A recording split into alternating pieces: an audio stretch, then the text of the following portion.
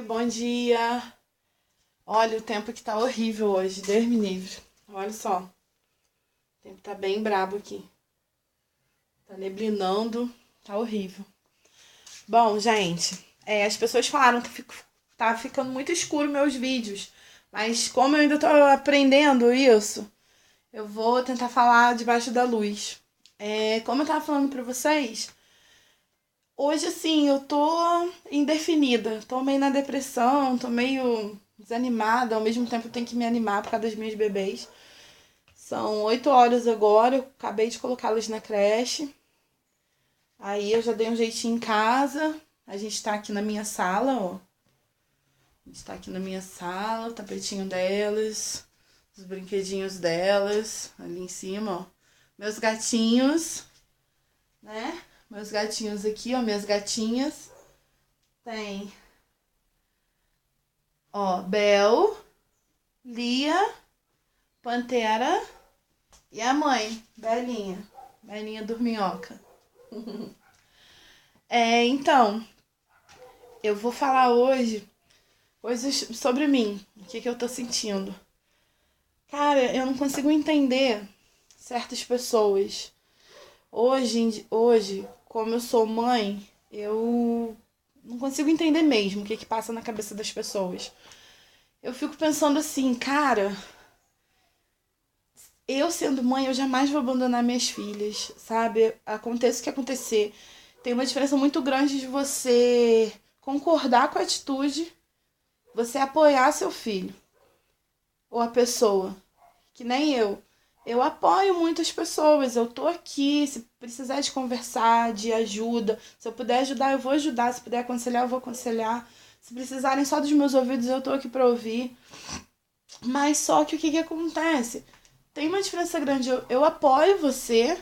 Vamos ver se eu vou conseguir que vocês me entendam. Eu vou apoiar você, mas eu não vou concordar com a sua atitude. Mas eu tô do seu lado. Entendeu? Do seu lado como? Olha, não vai por esse caminho, não faz isso que tá errado, não vai prestar, não vai dar certo. Mas eu tô aqui. Entendeu? Então, assim, cara, às vezes eu me sinto muito sozinha. Eu conheço muita gente aqui na minha cidade. Nossa, eu já fui uma pessoa, assim, pública, vamos dizer assim. Eu tive muitas amizades, entendeu? Por causa do carnaval, da época que eu saía do carnaval, entendeu? Aqui no meu bairro todo mundo me conhece, eu já fiz muita merda também. Merda que eu falo é assim. Eu me afastei da igreja, eu pedi permissão ao padre, eu falei, olha, eu tô saindo da igreja porque eu quero conhecer o mundo, quero beber, quero fumar, se tiver que cheirar, eu vou cheirar, se tiver que fumar, eu vou fumar, se eu tiver que fumar droga, eu vou experimentar, se tiver que ir lá na puta que pariu, eu vou. Mas eu achava mais certo eu me afastar da igreja do que fazer isso tudo estando na igreja. Porque eu era uma pessoa que eu dava aula para as crianças de catequese. Então, eu estava sendo exemplo para as crianças. Então, eu era coordenadora do grupo de jovens. Então, eu coordenava pessoas mais novas e mais velhas que eu. Eu, com 15 anos, eu já coordenava pessoas com 18, 20 anos. Entendeu? E assim, eu tocava na igreja, não eu tava lá na frente, eu tava louvando, eu tava lá pedindo as pessoas para fecharem o olho, para poder, sabe? Aquela coisa toda. Então eu não achava certo. Poxa, como que eu vou estar na porta de um bar? Como que eu vou para baile e vou estar dentro da igreja? Como que eu vou sambar e vou estar ali assistindo a missa? Tudo bem, cada um faz o que pensa, o que acha que é certo, mas eu não acho certo. Eu tá lá na frente sendo visada, sendo exemplo, entendeu? E estando nessas coisas. Então eu optei em pedir permissão mesmo. E eu saí, me afastei, teve de me despedir da catequese primeiro, depois me despedir do grupo jovem, depois me despedir do canto, porque eu amo cantar, entendeu? Despedi mesmo. Meu violão tá até aqui, ó, que eu tocava na igreja, eu tenho esse violão desde os meus 15 anos. Hoje eu tô com 32, foi um dos últimos presentes que a minha avó me deu, enquanto lúcida, né? Enquanto sem esse AVC dela. Então, assim, cara, eu preferi me afastar, entendeu? Eu prefiro ser eu mesma, as pessoas me verem, não, ela era assim, ela mudou.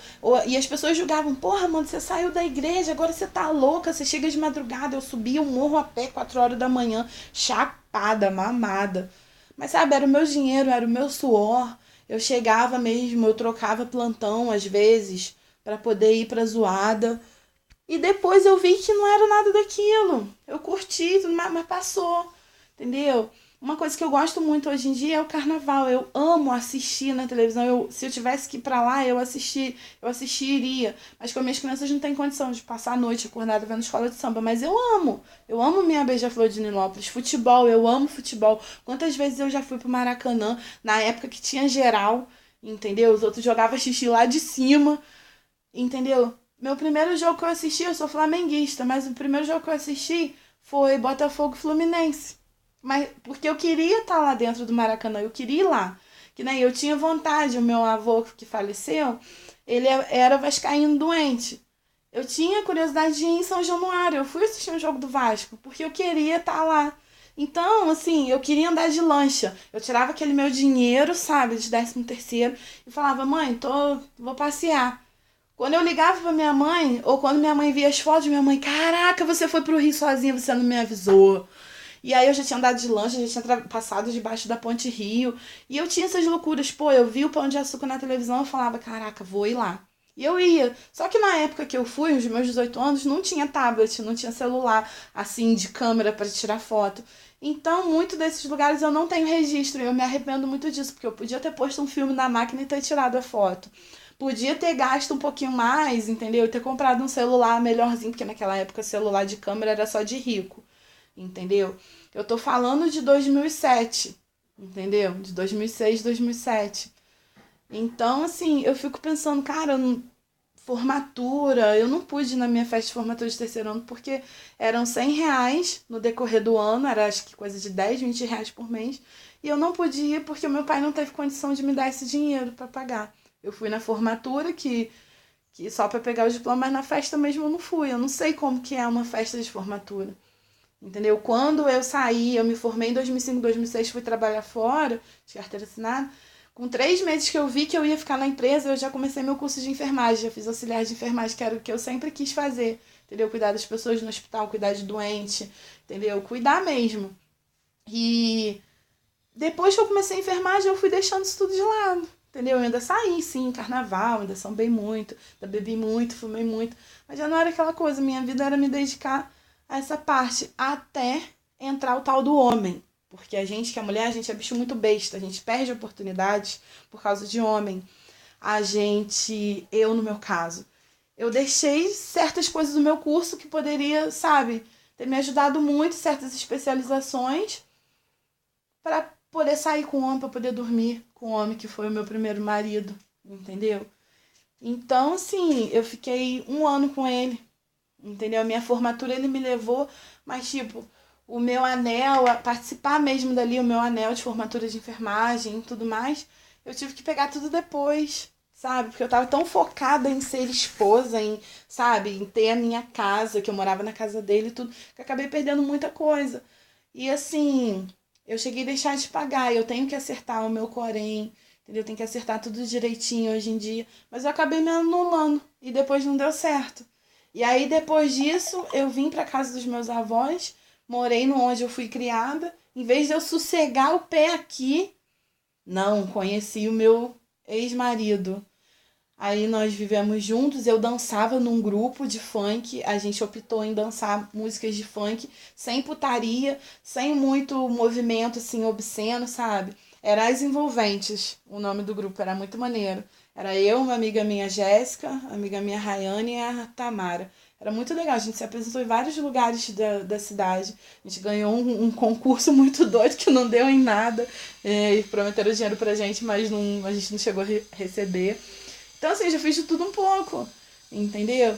Assim, pra mim comprar meu material de escola, eu lembro que uma época eu montava alcinha de silicone junto com a minha mãe. Aí minha mãe desistiu porque aquilo dava muito calo na mão e eu pegava sozinha. E eu comprava minhas coisas com aquele dinheiro de alcinha de silicone. Então, assim, não vou dizer que eu sofri aquela coisa, assim. Mas eu tive algumas fases na minha vida que eu penso hoje, eu falo, caralho, meu, por que eu deixei de fazer isso por causa disso? Nem deu certo, sabe? Mas eu vivi, aproveitei, eu, sabe, amadureci com isso.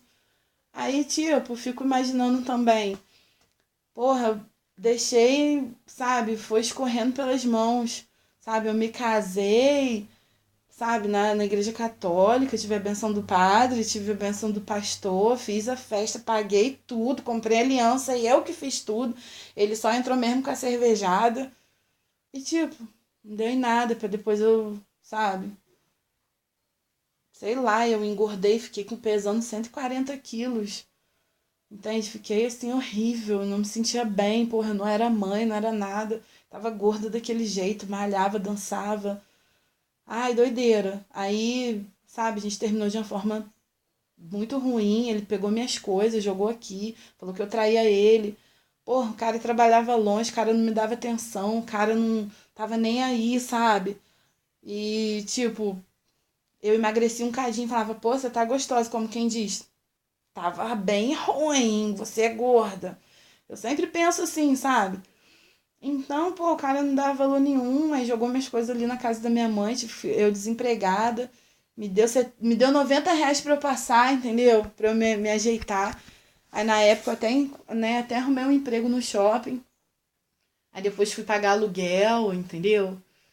Porque eu não queria ficar mais na casa da minha mãe por causa da liberdade mesmo. Andei pra caramba, zoei pra cacete. Mas assim, é uma fase da minha vida que não volta mais. Mas ao mesmo tempo que eu perdi certas coisas, eu aprendi muito.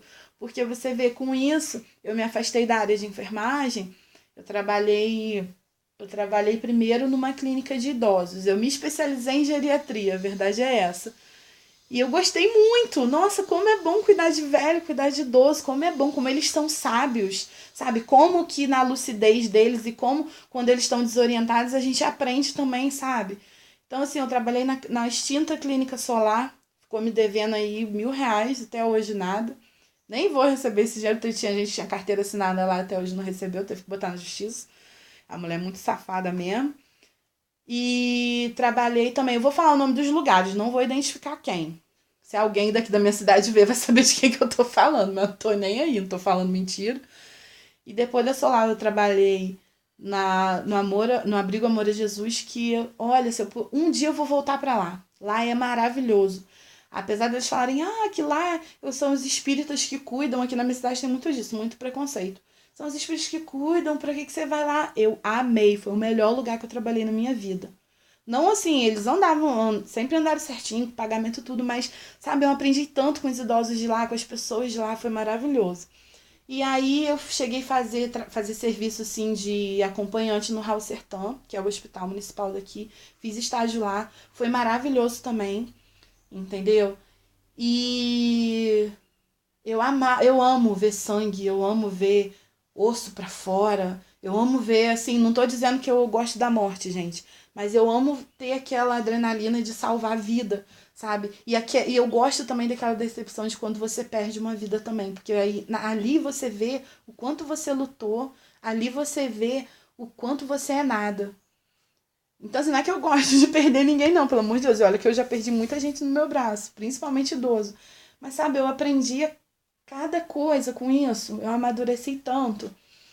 E assim, fora outras doideiras que a gente faz, a gente quer emagrecer de qualquer jeito, a gente consegue receita, a gente consegue isso, aquilo, outro, toma um monte de remédio doido pra emagrecer, emagrece mesmo, mas depois você engorda tudo de novo. E assim, pô, eu não era mãe, então não tava nem aí, sabe? O negócio era fazer bem feito, entendeu? Cuidar mesmo, pra aquele velhinho, sabe? Falar, ai, você não veio ontem não era seu plantão, que saudade. Ou então aquele velhinho que falava assim, não, só tomo banho com a minha, só tomo banho com a Amanda, só tomo banho com a minha enfermeira. Gente, eu me amarrava nisso.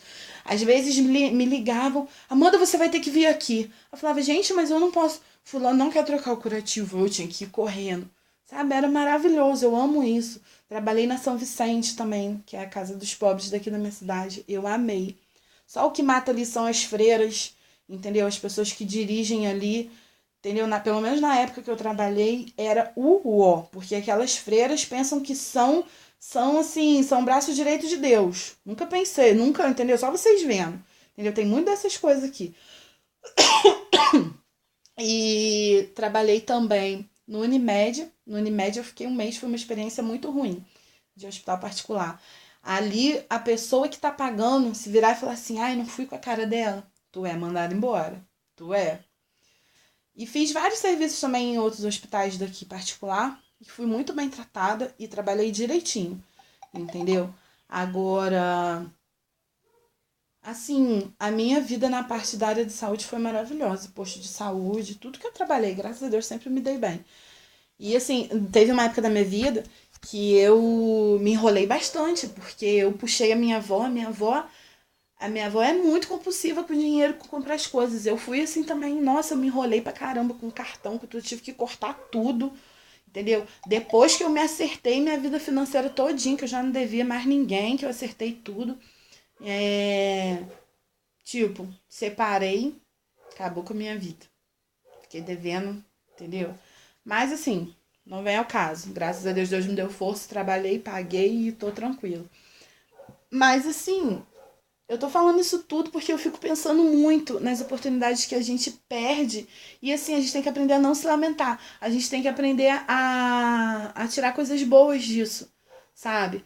Que nem você quer ver uma coisa, quando eu tinha aí uns 3 4 anos, aí minha mãe fala assim: Você lembra disso? Porque eu conto e ela sabe que é verdade. E ela fala: Realmente aconteceu.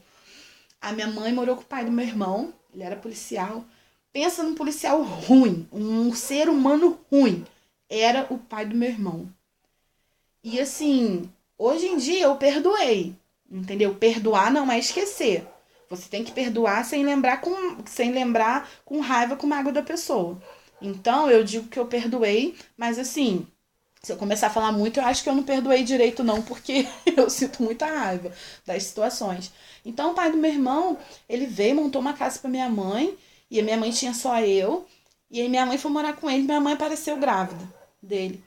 Cara, minha mãe pra ter neném, o cara não pagava o aluguel, o cara não fazia nada, não ligava pra minha mãe nada. E minha mãe já foi burra, porque naquela época não tinha celular. Minha mãe conheceu ele por uma ligação e ele veio atrás da minha mãe em Friburgo. Um homem casado com 2 filhos em Niterói, policial, troço muito ruim.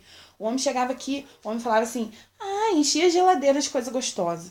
Virava e falava assim: Você quer um Yakult, Amandinha? Quer? Aí a bobona que criança falava: Quero, me chama de pai que eu te dou. Tinha que chamar o homem de pai para ele me dar o Yakult. E eu me recusava, falava: Não, você não é meu pai.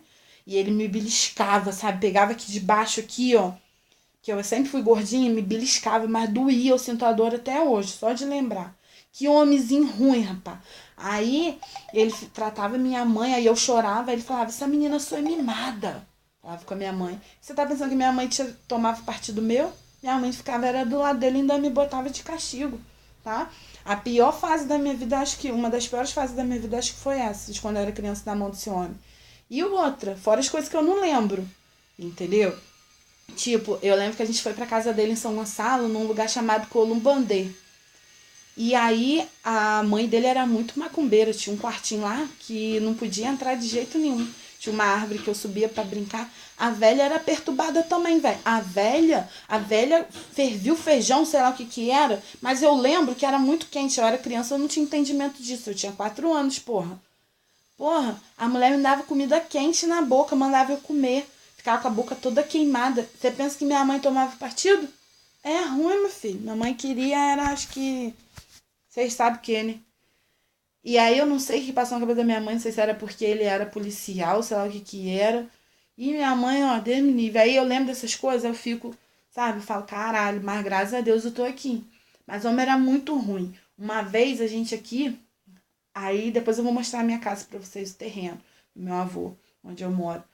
Uma vez ele me botou no colo dele, minha avó na janela, quietinha. Minha avó fez assim pra mim, ó. Ele veio ver a gente tava aqui no meu avô.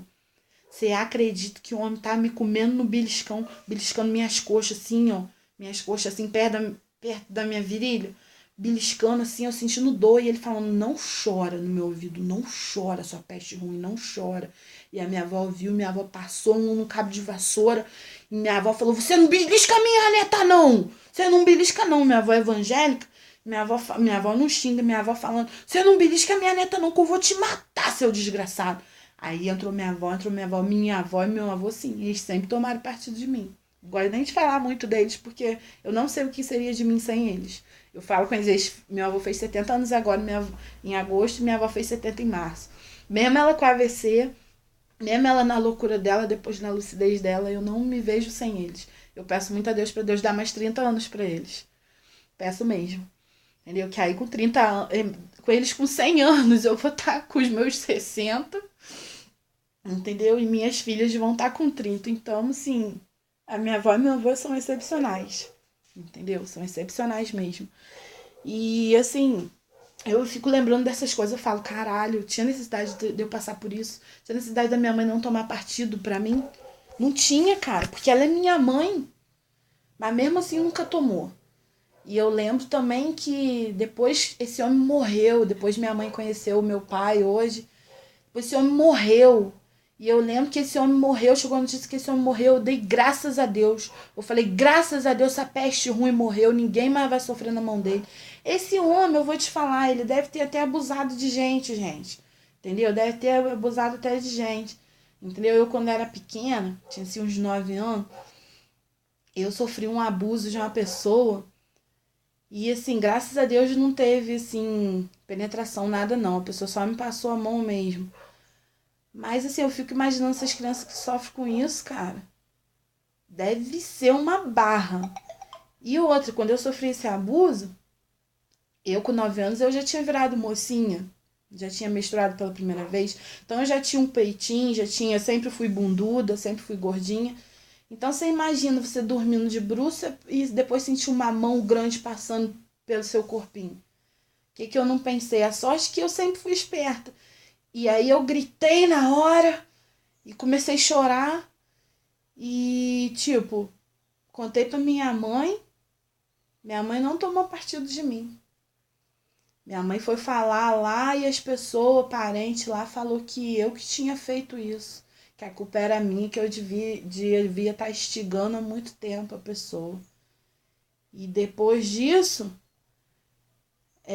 eu ficava com medo de pegar as coisas, entendeu? Dentro de casa, de ficar sozinha dentro de casa. Eu tinha medo dessas coisas. E aí, com 9 anos, assim, eu já tava, sabe, bem pra frente. Porque as meninas com 9 anos da minha idade, na quarta série, naquela época, as meninas brincavam de boneca ainda, não queria saber de namorado. Eu despertei, assim, sabe, pras coisas que, sei lá. Mas, assim, aconteceu isso. E aí eu achei que isso depois a minha mãe falava, todo mundo falava, porque eu sempre fui muito moleque, e as pessoas falavam, ah, essa daí vai ter filho cedo, só anda no meio de moleque, que não sei o quê. Mas sabe que eu acho que andar no meio de moleque, ser molecote, eu acho que foi assim uma forma de fuga, de eu não ter medo de homem, de eu não ter medo de menino. Sabe? Que eu junto com eles, eu ia praticamente saber tudo que eles estão fazendo, o que eles estão falando. Então acho que foi uma forma de refúgio pra mim. Então, assim, e minha mãe recebeu muita reclamação da escola. Ah, a Amanda fica jogando bola no meio dos meninos. A Amanda já ficou mocinha e a Amanda tá no meio dos meninos. Mas eu nunca fui assim de sentar em cola de menino, nunca fui de passar a mão no menino. Nunca fui de nada disso. Eu era moleque mesmo, gostava de jogar bola, soltar pipa, soltar peão e brigar igual homem mesmo, cair na porrada com um garoto igual homem. E ganhava. E eu ganhava as brigas. E a maioria das brigas que eu ganhava não era porque eu batia, não, era porque os meninos mesmo tinham medo de me dar uma porrada. E minha mãe ia atrás deles. Era doideira, velho. Mas assim, esse abuso, que é uma forma de abuso, né? Assim, eu fiquei bem assustada na época. E eu fiquei mais assustada com a atitude da minha mãe, que minha mãe não tomou partido e não toma até hoje. Mas assim, eu perdoei a pessoa, entendeu? Eu convivo com essa pessoa até hoje, entendeu? Só eu e ela, minha mãe. E as pessoas que sabiam já morreu. Mas assim, eu perdoei. Foi um deslize da pessoa. Mas eu, assim, eu tenho os meus pés atrás, sabe? Então, assim, eu sempre fiquei de olho se minhas irmãs, se uma vizinha, alguém não ficava sozinho com a pessoa, entendeu? Então, sempre tive esse cuidado. Tenho cuidado com as minhas filhas também. Acho que é por isso que eu sou muito protetora, entendeu? Morro de medo de alguém encostar a mão nas minhas filhas. Então, assim, meu marido sabe disso também, eu já contei pra ele, eu não sei se ele vai lembrar. Mas foi uma forma de abuso, sim. Eu acho que se fosse hoje em dia, daria até cadeia pra ele. Mas as pessoas fazem, né? Não pensam no que vão fazer.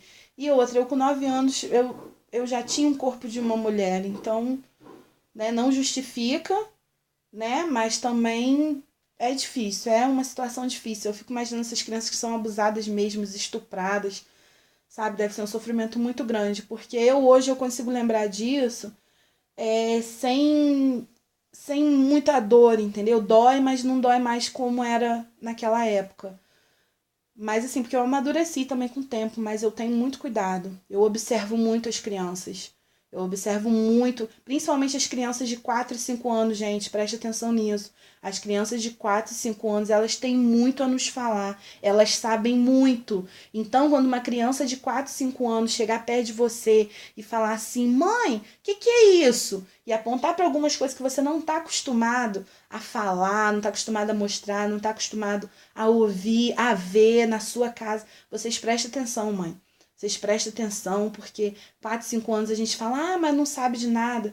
Mas a criança sofre, a criança lembra. Criança de 8, 9 anos, que foi a minha idade que aconteceu isso. Entendeu? Vocês acreditem nos filhos de vocês, mãe. Vocês acreditem. É óbvio que existe criança mentirosa, mas essas coisas ligadas à sexualidade, ligado a maltrato, entendeu? Ligado a coisas agressivas, vocês prestem atenção, porque a criança ela é muito sábia, entendeu? No saber dela infantil, ela é muito sábia. Então vocês prestem atenção, pelo amor de Deus.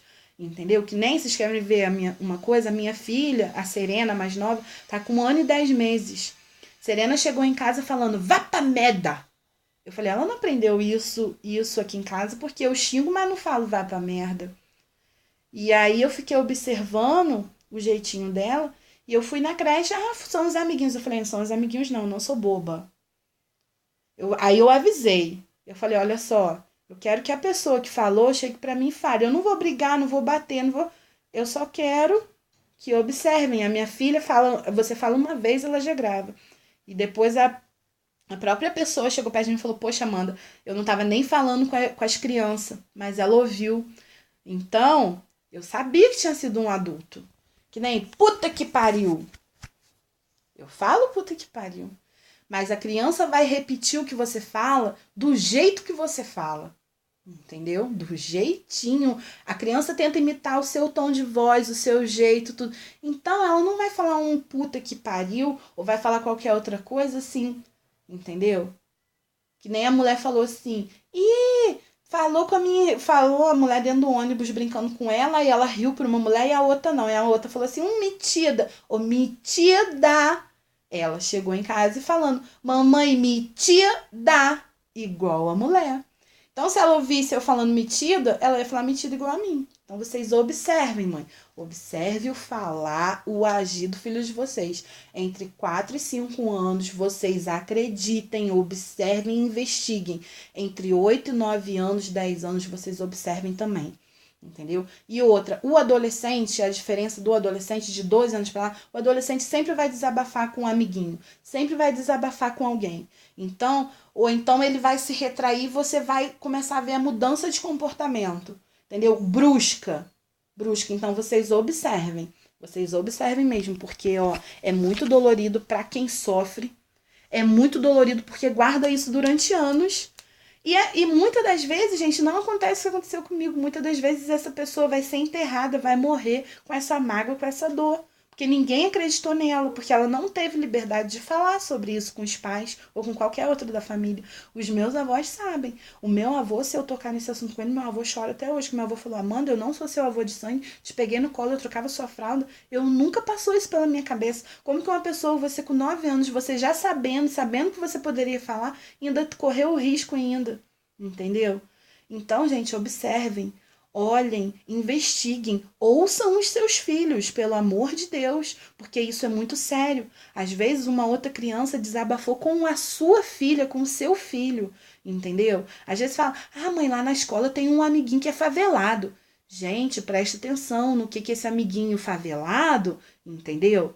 Tá falando, no que ele tá passando, no que ele tá contando pro seu filho, para você poder ajudar seu filho e ajudar ele através do seu filho. Porque às vezes você vai na escola pedir ajuda na professora, na diretora, eles não vão saber falar com os pais dessa criança. Eles não vão saber, mas o seu filho vai.